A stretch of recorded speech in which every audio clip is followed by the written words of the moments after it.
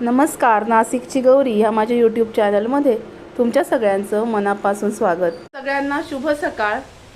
शुभ सकाळ सगळ्यांना। आज खूप दिवसांनंतर म्हणजे जवळजवळ 2 महिन्यांनंतर मी व्हिडिओ घेते। आज व्हिडिओ शूट करते।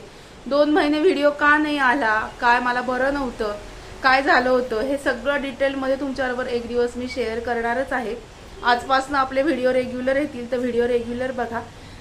2 महिने खरंच माझी तब्येत अजिबात बरी नव्हती। मग नक्की काय झालं होतं, व्हिडिओ का नव्हते येत, हे सगळं मी तुमच्याबरोबर डिटेल शेअर करणारच आहे। तर आज आपण बघणार आहोत फ्लॉवरची भाजी कशी करायची ते अगदी सोप्या पद्धतीने। फ्लॉवर म्हटलं की उग्र वास येतो, भरपूर जणांना आवडत नाही, तर तो वास जाण्यासाठी काय करायचं आणि चविष्ट पण साध्या पद्धतीने फ्लॉवरची भाजी कशी करायची हा व्हिडिओ आज तुमच्याबरोबर शेअर करते। व्हिडिओ स्किप न करता पूर्ण बघा। चला बघूया। फ्लॉवरची भाजी करायची। हा फ्लॉवर जो आहे हा चिरून घेतलाय आणि मिठाच्या पाण्यामध्ये गरम मिठाचं पाणी करायचं आणि त्या मिठाच्या पाण्यामध्ये 10 मिनिटं हा फ्लॉवर भिजवून ठेवायचा, म्हणजे त्याला वास येत नाही। मिठाच्या गरम पाण्यामध्ये फ्लॉवर 10 ते 15 मिनिटं चांगला भिजू द्यायचा। 2-3 पाण्याने तो धुवायचा, म्हणजे त्याला असा उग्र वास येत नाही। आता या एकदम साधी आणि सोप्या पद्धतीने भाजी दाखवणार आहे। त्याच्यासाठी आपल्याला आलं, मिरची आणि जिरे याचं वाटण लागेल। कढईमध्ये साधारणतः 2 तेलातल्या छोट्या पळ्या मी तेल घेतलंय। आलं, मिरची आणि जिरे याचं वाटण करून घेऊया। आता आपण फोडणी करून घेऊया। मोहरी, थोडेसे जिरे।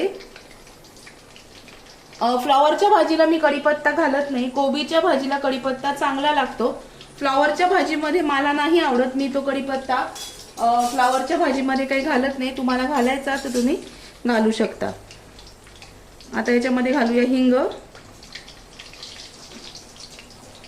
सहसा उन्हाळ्यामध्ये फ्लॉवरला खूप असा उग्र वास येतो।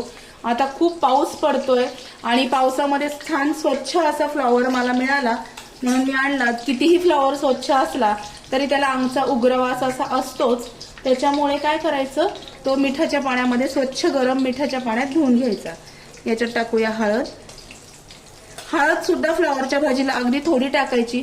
फिकट पिवळ्या रंगाची हळद टाकली, म्हणजे सॉरी फिकट पिवळ्या रंगाची भाजी छान लागते, म्हणून थोडीशी हळद घालायची। आपण जे काही वाटण करून घेतलेलं आहे हे बघा, हे वाटण थोडंसं फोडणीमध्ये घालायचं आणि थोडं वरून कच्चं आपण भाजीला लावणार आहोत। आता यातलं थोडं जे वाटण आहे ते मी फोडणीमध्ये घालते आणि थोडं जे वाटण उरलेलं आहे ते आपण कच्चं म्हणजे भाजी शिजवल्यानंतर हलवल्यानंतर आपण त्याला मध्ये लावणार आहोत।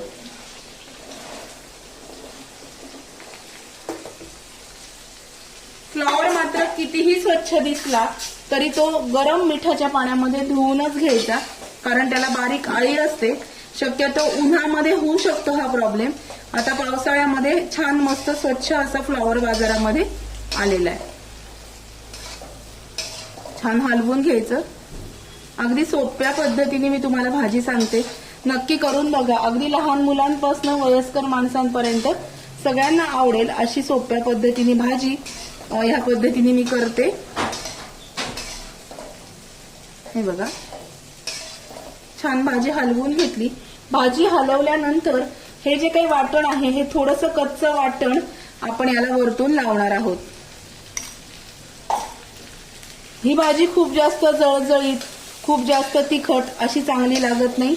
आणि मीठ घालताना ह्या भाजीला मीठ घालायचं असेल, आपण घालतोच प्रत्येक भाजीला मीठ, तर आपण ही भाजी शिजल्यानंतर मग मीठ घालायचं। आधीच जर मीठ आपण घातलं, कांदा परतताना जर घातलं तर कांदा छान परतवला जातो, पण ह्या भाज्यांना जर घातलं तर भाजी शिजायला थोडा वेळ लागतो, म्हणून मग भाजीला मीठ ही भाजी थोडी शिजल्यानंतर किंवा एक वाफ आल्यानंतर मग घालायचं। आता आपण याच्यावर झाकण ठेवूया। याच्यावर आता झाकण ठेवते मी, बारीक गॅस करायचा। एक वाफ आल्यानंतर मग मीठ घालायचं। तुम्हाला जर बाकीची कामं करायची असतील भाजी टाकल्यानंतर, तर ह्या झाकणावरती थोडंसं पाणी घालून घ्यायचं, म्हणजे भाजी खाली लागत नाही।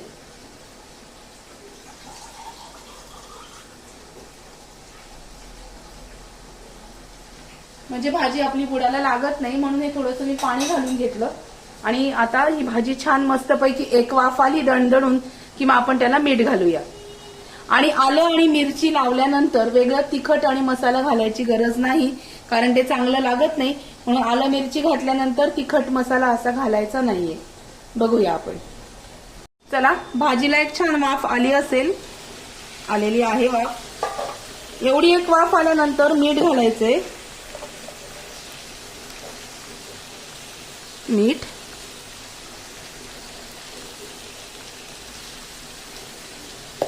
मीठ घातल्यानंतर छान हलवून घ्यायची भाजी.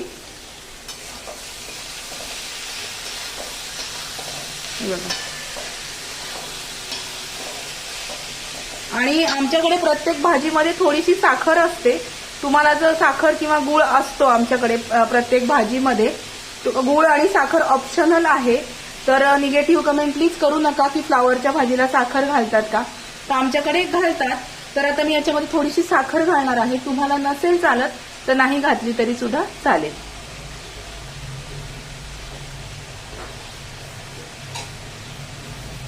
थोडीशी साखर मी याच्यामध्ये घालते चवीपुरती. साखर आणि मीठ घातलंय मी. आता याला थोडंसं पाणी सुटेल.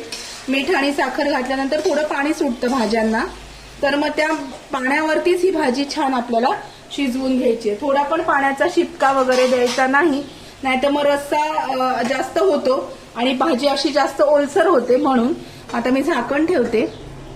झाकण ठेवल्यानंतर भाजी आता खूप छान 10 मिनिटात शिजेल आणि मग नंतर छान हिरवीगार कोथिंबीर घालून आपण त्याला गार्निश करूया. चला बघूया. चला, आपली भाजी तयार झाली असेल आता. हे बघा, छान वाफ आलेली आहे. हे झाकण काढते.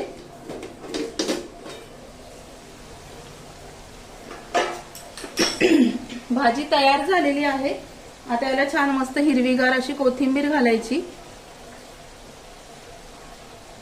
आणि आपली छान मस्तपैकी भाजी फ्लॉवरची तयार आहे.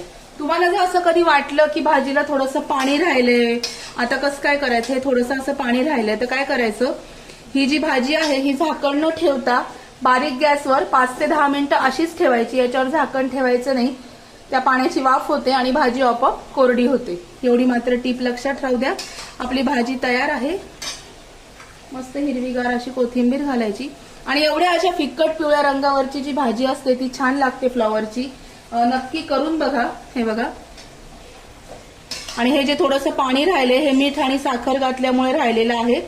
तर हे पाणी जर आटवायचं असेल तर झाकण न ठेवता ही जी भाजी आहे ही झाकण न ठेवता अशीच 5 मिनिटं बारीक गॅस करून ठेवायची. वाफेद्वारे पाणी निघून जाईल आणि भाजी छान कोरडी होईल. हे बघा, अशा पद्धतीने फ्लॉवरची साधी सोपी भाजी पण चविष्ट लागते. ती करून बघा. ज्यांना फ्लॉवर आवडत नाही ते सुद्धा अगदी आवडीने खातील ह्या पद्धतीने जर भाजी केली तर. कसा वाटला आजचा व्हिडिओ मला नक्की कळवा. व्हिडिओ आवडला असेल तर व्हिडिओला लाईक करा, शेअर करा, सबस्क्राईब करा. आता रोज आपले व्हिडिओ येत जातील. नियमाने परत व्हिडिओ बघायला सुरुवात करा. चला, भेटूया अशा नवीन व्हिडिओमध्ये नवीन विषयाबरोबर उद्याला. तोपर्यंत स्वतःची काळजी घ्या. Bye bye, take care.